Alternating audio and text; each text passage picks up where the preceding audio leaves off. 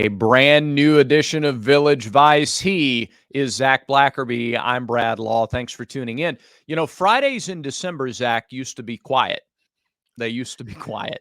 Not anymore. No, not anymore. Lots going on, lots to talk about today. And we'll start with football and the reports coming out that Robby Ashford is headed to the transfer portal and will not be a member of the Auburn Tigers going forward. How does that impact what Auburn does from a portal perspective? How does it impact bowl prep, if at all? And what does this mean for Robby and, more importantly, for Auburn going forward? Zach, your initial reaction to this, are you surprised? Are you surprised about the timing? I mean, your general thoughts. Yeah, I think the timing is the most interesting thing. I did talk to some folks earlier in the week, and I kind of made a comment like, yeah, I'm surprised more guys haven't transferred out. And they're like, well, there are some folks that aren't here anymore that we don't know if it's public knowledge or not. And I'm like, really? And it sounds like Robby Ashford was one of those guys after that conversation evolved a little bit more. And so, okay, that's a little interesting. And then the reports coming out Friday morning that Robby Ashford has entered the portal, and Tobias Wilborn, the first to report that, or at least the first that I saw to report that he had entered the portal or was planning to enter the portal. So I don't think it's a surprise in the sense that he's not expected to be on Auburn's 2024 roster.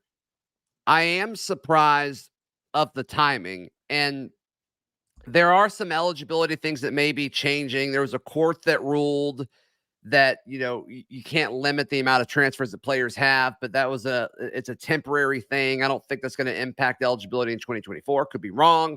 We'll see. We'll see what the verdict is on that. I hope he's not relying on that just for the sake of Robby's ability to play. I hope that's not all that they're banking on, but it sounds like he's got a chance to graduate in the spring.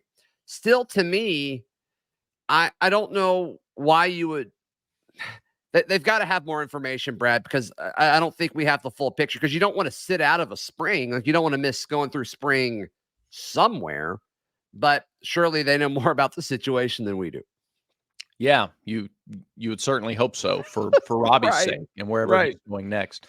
I tend to think that these guys do, a lot of them in the portal, and man, maybe I'm being naive, but whether it's the players themselves or their family members do a little bit of research ahead of time, and they have an idea of where they'd like to go or where they might fit before making a final decision like this. So you certainly hope for his sake. And you're right, that there was a court that issued a temporary restraining order against the NCAA, which removes that double transfer penalty, if you would, or the restriction on playing right away. So and the NCAA immediately then came out and said, "Yep, we're not going to hold anybody back. Everybody's eligible to play right away." So, I don't know what. I don't know that Robby was going to be a major force for Auburn as a quarterback going forward, and so for him, not for Auburn, but for him, if he wants to be a feature quarterback and take 100% of the snaps, the path to do that, I don't think, was at Auburn going forward. So it makes sense for him. Right. Him getting away from Auburn makes sense, because I didn't really see as clear of a path to playing time. There's a chance he would have had red zone packages or something like that. But towards the end of the season last year, we saw those direct snaps go to Jarquez Hunter in the red zone, where they would kind of act like it was normal. Then they would move Peyton Thorne out, and Jarquez would get the direct snap. So I think the writing was on the wall kind of then, Brad. But then again, we saw Robby get some relevant snaps in the Iron Bowl. So who knows what it would have looked like moving forward. As far as pure quarterback, it seemed like Holden Geriner was expected to be QB2, and then maybe Robby would have been QB3 in that situation. I think he was just always going to be a gadget guy moving forward at Auburn. So he wants to be a quarterback. Props to him. He wants to be a quarterback. So he should go try to be a quarterback. And so good for him for doing that. And I hope he succeeds wherever he goes. I do too. What's your favorite Robby Ashford memory at Auburn? When you think Robby, what's the number one celebratory play or thought that comes to your mind? Yeah, I think the start of the year this season when he scored 3 rushing touchdowns. In the red zone, Robby was born. I think it's either that one or it's thrown the Iron Bowl last year. Yeah. Yeah, that's probably your best single throw or his Yeah. best single throw. He had some moments last year, certainly leading the team at quarterback against Texas A&M and in that environment, leading the comeback against Mississippi State that fell just a little bit short in Sure. Starkville last year. Those are some pretty powerful performances as a quarterback. And so we'll remember that and wish him well. Yeah. Yeah. And there's reason for other schools to certainly give him a call. Yeah. So we'll see where he ends up. So now I'm assuming going into spring, unless something crazy happens, the quarterback depth chart will be Peyton Thorne as QB1, Holden Geriner as QB2, Hank Brown as QB3, and then Walker White as the true freshman being QB4. You got any issues with that? I don't know that I have issues with it. I do wonder, though, does this change the portal strategy? And, does Auburn look for another depth piece in the quarterback room now, or do you feel comfortable with those 4 moving into summer and fall and the 24 season? Or would you like somebody else who has experience at the college level, maybe not to push Peyton for the starting job, but to provide some depth and a little more security in that role? You got to think that Hugh Freeze is not surprised. Yeah. When the news came out that Robby was entering the portal. I can't imagine this caught Auburn and the coaching staff off guard. Good and point. So you got to think that this was expected going into the offseason. I don't think this news happens on Friday and they say, oh my goodness, we've already got it. I'm sure they've already had these conversations. And I think that conversation really starts and ends with Holden Geriner because it's like, hey, are you leaving? Because if you're leaving, we're going to go get somebody. You're not? Okay, cool. You've got a chance to start or you've got a chance to battle for, reps this offseason. Now, could spring finish and it's clear Peyton's the guy and Holden want to leave then? Sure. And then I think they go out and get maybe a veteran backup or, somebody like that.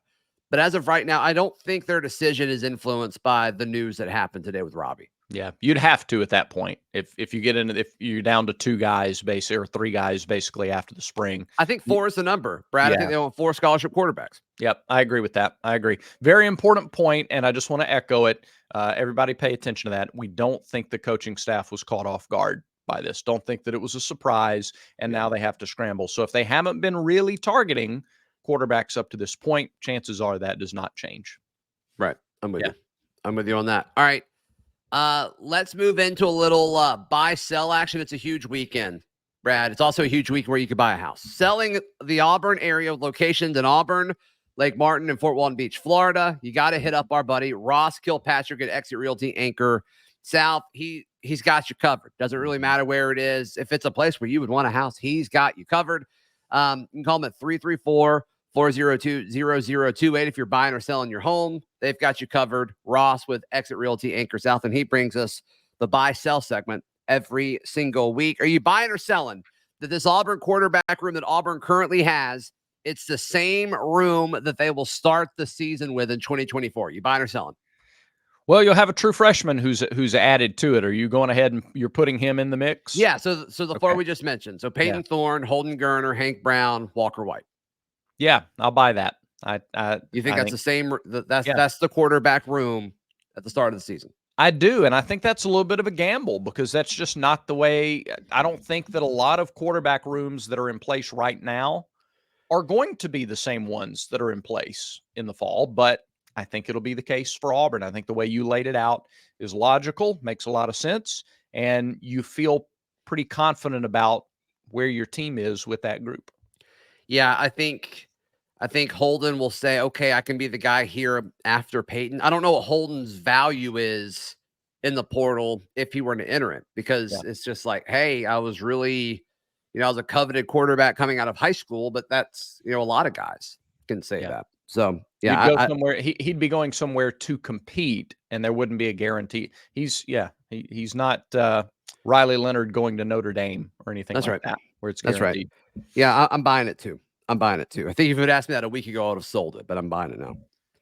All right. Auburn lands a portal commitment this weekend. You buying or selling? You'd have been right a week ago too, because the Robby news wasn't at that time. You'd have been talking about a 5 QB room. So That's true. yeah. All right, Auburn. Yeah, I think so. I think it's probably time. I think the portal window's been open for almost 2 full weeks, and guys have started visiting. I think this is a big weekend for visitors, and so yep, I will buy that as well. I'm 2 for 2. I'm buying. I'm buying it too, and I'll throw out a few names that I think it could be. Penn defensive lineman Joey Slackman. I think he's a guy that would make a ton of sense. 6'4", 300, moves really well. I think you could put him at multiple spots on the defensive front. Jaleel Skinner is a former Miami tight end. He reminds me a lot of Rivaldo Fairweather and Micah Riley. Versatile, explosive tight end. More of a receiver than a traditional tight end. You don't love his blocking. In fact, that's why Miami didn't want him. Talked to some folks in Miami. It's just not how they want to use their tight ends. They didn't think he was quite agile enough to be a full-time receiver. So that's a guy that I think we saw Auburn use successfully last year. Could he be the guy after Rivaldo Fairweather? We'll see. So I would expect I'm watching him closely. And then one more, Brad, Fernando Carmona Jr. He was the left tackle at San Jose State last season. I think he really likes Auburn based on what I've been told. He's coming into town this weekend. Would not be shocked if any of these 3 guys popped and said that they're going to be an Auburn Tiger in 2024. Which of the 3 is most likely, in your opinion? Which would you be least surprised to see pop this weekend? Ooh, probably Skinner. I think Skinner and then Carmona and then Slackman would be my order. Okay. That'd be my order there. Very good. All right. So we're both buying both of those. Last one. Let's take a little bit of a peek ahead to the early signing day, which is Wednesday. Auburn flips at least 2 guys on early signing day. Yes. Yeah. Buy. In fact, I'm most confident in that buy. Not because I have any inside info, but because I think the staff is really good at that. I think it's one of the strong points. And I think there's a lot of momentum right now with the way they're building the program, with the culture at Auburn in general. They've got a good NIL base. I think that happens. No doubt. Yeah, I'm buying it too. I'm counting Cone Eccles as a flip. Yep. He was committed to Texas A&M. He's technically uncommitted now, but that counts. Yeah, I'm going to count that one as a flip. So if we count Cone Eccles, I think so. I think the other one would be Amaris Williams, who's a defensive lineman currently committed to Florida. Other candidates, KJ Bolden, the 5-star safety, is committed to FSU. Sounds like Auburn is in the thick of it with him. In fact, I actually don't think FSU's a contender for him, despite him visiting there this weekend. I think it's going to either be Auburn or Georgia. Yeah. And then LJ McCray, 5-star defensive tackle. Derek Brown comps. Sign me up for him. But he's committed to Florida right now. I think Auburn's pushing hard. That list is incredible. We'd have been thrilled 2 years ago for 1 or 2 of those guys, like to be in the mix with 1 or 2 at the end of the day. And now we're talking about legitimate chances. And those are just guys who could flip. That doesn't even mention the guys who are already signed up. Again, it just makes you giddy to think about the job that this staff is doing on the recruiting trail. The approach, the plan, the understanding of it all, and the execution. It's really good. Yeah. And look, everything you just said about the Auburn coaching staff with the work ethic and the execution, you can say the same for our buddy Ross Kilpatrick at Exit Realty Anchor South. Is that Hugh Freeze? No. It's Ross Kilpatrick. Be sure to call him. Yeah. That's why he's the best. People call him what? They call him the handsome goat, I think. I don't know. You can call him at 334-402-0028. Serving the Auburn area locations in Auburn, Opelika, Lake Martin, Fort Walton Beach. They've got you covered. Exit Realty, Anchor South. That's Ross Kilpatrick. Thank you so much for sponsoring Buy Sell. Let's talk a little hoops and a little 6-pack action, Brad. Yeah, let's do it. Auburn basketball gets USC here Sunday. USC is 5-4. They have lost 2 straight games. They lost to Gonzaga and they have lost to Long Beach State in overtime. Their other losses are by 10 to UC Irvine and by 2 against Oklahoma. Oklahoma's undefeated. So a 2-point loss to Oklahoma doesn't look bad on your resume. Losses to Long Beach State and UC Irvine do look bad on your resume. Now, they have Bronny James. They have Dennis Rodman's son. They have Boogie Ellis, who scored 20-plus against Auburn last year in L.A. They have Isaiah Collier, who was the number one recruit in the country last year. Actually, USC men's and women's team both signed the number one recruit in the country, respectively, last year. So talent, they've got it. They're still trying to put it all together. Auburn's not devoid of talent, and they have been playing really, really well of late. So this is a game, Zach, where Auburn doesn't need more they don't need national credibility. They have that. Right. There's a price on Auburn's head now when the Tigers are on your team's schedule. It matters. With that said, all of the national attention on this game is going to be on USC. They're going to talk Bronny James.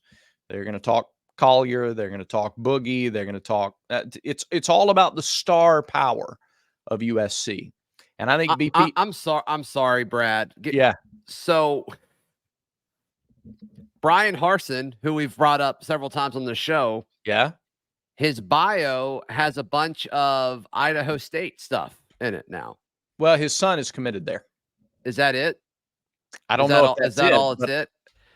But I know his son is committed there. It's part of his bio, and then the link that you can tie to your account is their like website. That's interesting. Okay. That'd be weird to do if it was just because of his kid, but maybe he's trolling. I don't know. His the Twitter or X profile picture is just a cropped image of him and his wife with his son. In Idaho State stuff. So by the way, I love that you just completely T-boned, just absolutely ran through the intersection and ran right through the basketball preview to mention that. I'm so sorry. I don't let you talk basketball ever. I'm so sorry. Sunday's going to be a big game. There's no question about it. You didn't hear a word. You didn't hear a word. You put on your investigative reporting hat. I blacked out. Yeah. I blacked out for a second. My bad. That's terrific. All right. So Auburn plays USC Sunday at noon, and we'll have a show Sunday night to talk about it. Since they tipped off against Indiana, I mean, small sample size, right? I mean, we're talking about 2 games here, but there are very few teams that have played better than Auburn over the last 2 games of college basketball. And it shows up in the little things. Like they're 32 of 38 at the free throw line. That's 84% over the last 2 games. Yeah. Three of their last 4 games, they have single-digit turnovers. They're averaging 7 turnovers a game over the last 4 games. That's stupid. I mean, that's really, really clean basketball. They're shooting well. 3/4 of their makes against UNC Asheville were layups or dunks. They're just, they're really clean right now. The depth is on display. It's mattering in games, and that's exactly what you want to see at this time of year. Improving a little bit every time out. Well, and balance a huge part of this too. I mean, looking at the box score when there was like 10 minutes left to go, when they were playing up in Huntsville against UNC Asheville, it's like everybody had 7 points. Like the whole team had 7 points. And I think so much of it has to do with things that we haven't seen over the past few seasons at Auburn is everyone, and I mean everyone, not everybody, but 1 or 2 players, but everyone is staying in their lane and comfortable doing their job. There's nobody that's trying to do too much. And I think Auburn's had the rosters to do that, but whether it was point guard play or maybe your particular small forward, they would want to do more than they probably should have. And to me, it seems like culturally, the 11 guys that are playing, they're all on the same page. And I don't think we've had that probably since the Final Four run. And the word there's culture, and it's a really good point that you make. The staff sells culture. And that's why like a Jabari Smith, when he came in, Jabari could have said, I'm going to play 38 minutes a game. I'm trying to score 30 points a game. I mean, he could have been a Ben Simmons type of production guy. Yeah, right. Well, the problem was that LSU team didn't make the NCAA tournament. And Jabari came in with a professional work ethic already and a professional approach to a team game. Right. And that was one of the reasons that he liked the fit at Auburn. And so, yeah, Auburn's had plenty of guys who could come in and say, I'm the star. It just they wouldn't have been fits within the culture. Denver Jones and Chaney Johnson are coming from places where they were the offensive firepower. If they needed to take 20 shots in a game, the team would look to them to take those shots. They don't have to do that here. Auburn's assist to field goal rate is one of the highest in the country. Really unselfish, balanced team. No question. No question. Do they win? Do they win on Sunday, or is this part of the six-pack? It's part of the six-pack. Okay. Yeah. Then don't answer that question yet. We have a hodgepodge six-pack today. It's a variety pack is what it is. And we're going to get into it right after I tell you about our friends at Manscaped. Manscaped.com, where you can go right now, use the promo code VICE, and get 20% off plus free shipping. A couple of days ago, I had a friend say, hey, this villager just used promo code VICE to order from Manscaped.com. I had Barrett Rush 18 on YouTube. Barrett Rush 18 in the comments section had this to say. Okay. Make sure to use that Manscaped or your spouse will be shipping your pants presents instead of handling them. And that's just not what you want. Wow.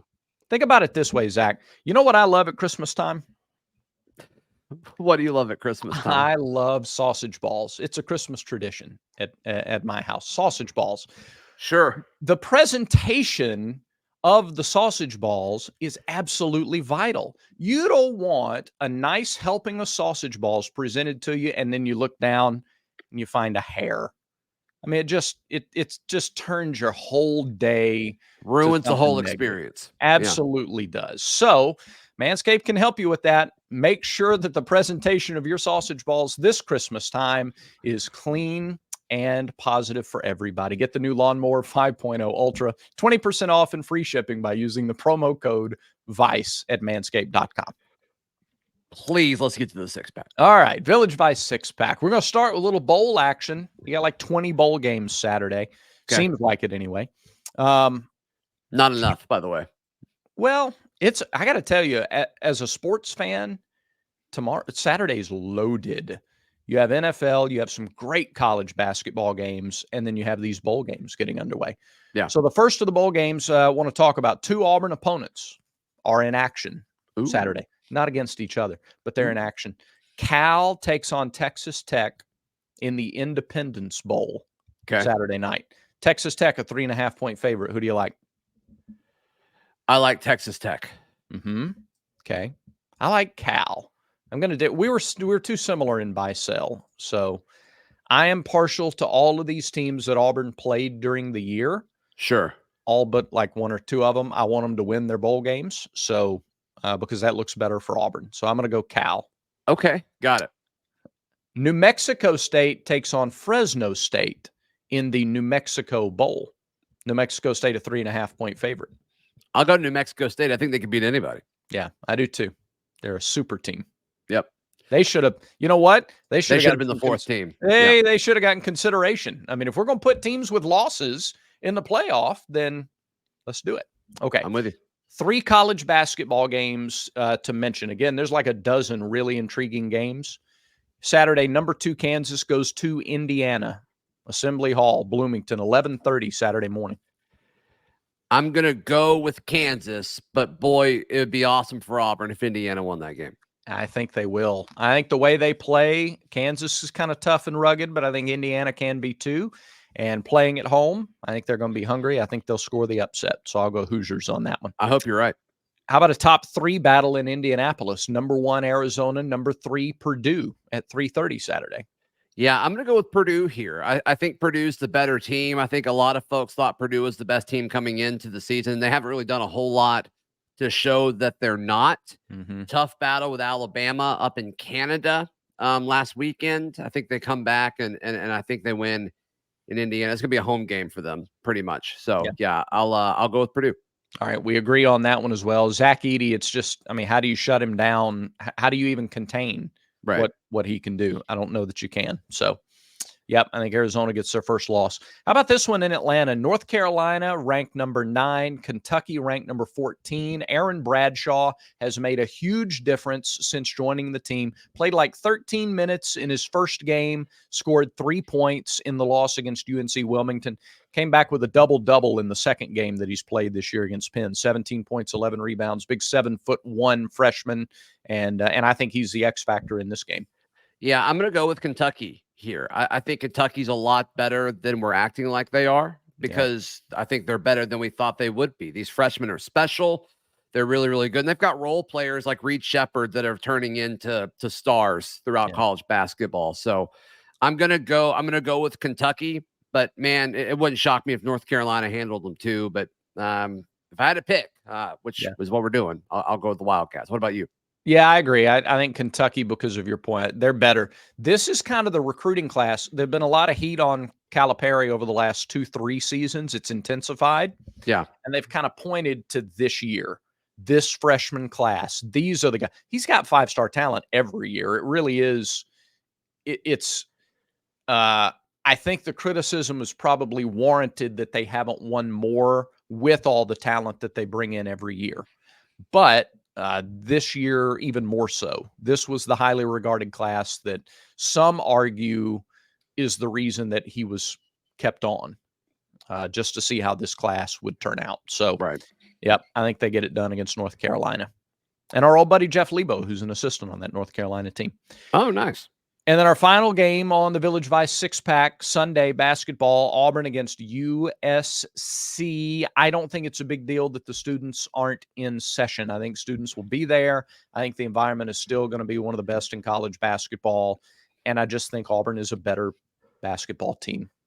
Yeah. The ticket prices are crazy. It's like you're not getting in there for under $300. So if you're going, you better be invested. You better cheer. I don't care how old you are or whatever. You need to be pulling for the Tigers and be loud in Neville Arena.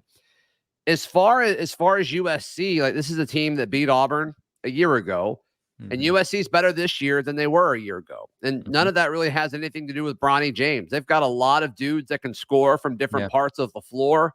The USC Trojans do. But if Auburn plays their game as they typically do in Neville Arena, they should win this game. So I'm taking the Tigers. They proved me wrong. I picked Indiana going into last weekend. I will pick Auburn this weekend. Yep. I like that a lot. Turnovers, they're averaging, about 15 or so turnovers a game.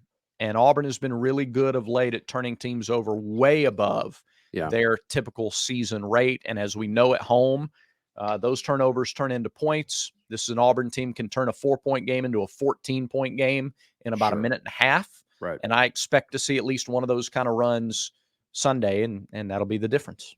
I love it. So, we really didn't disagree on that much other than just Cal and Texas Tech. Yeah, that's true. Once we got to basketball, we're on the same page. A lot of trash talking during those bowl games Saturday. We're just going to be lobbing haymakers at each other over first Saturday bowl games. I'm cool with that. I'll talk smack over anything. Brad, we'll be back Sunday evening as we recap. I think we'll have some portal guys to talk about. And of course, Auburn, hopefully we'll talk about an Auburn win against USC, but that does it for this show. It does. Thanks everybody for watching. Remember, everyone has vices. Make sure Village Vice is one of yours.